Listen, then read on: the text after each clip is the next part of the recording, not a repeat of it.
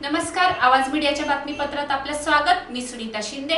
जे पाहिले तेच दाखवणार या ध्येयाने चालू घडामोडींचा आढावा घेण्यासाठी पाहूयात आजच्या हेडलाईन्स। सांगली मिरज कुपवाड महानगरपालिका गटनेते किशोर जामदार यांनी महापौरांच्या अंगावर माईक भिरकवला व राजदंड उचलला।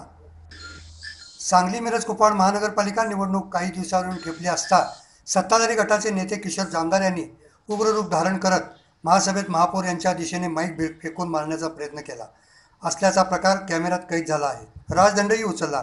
ही बाब अत्यंत अशोभनीय असून याची चर्चा सांगली महापालिका परिसरात वाऱ्यासारखी पसरली।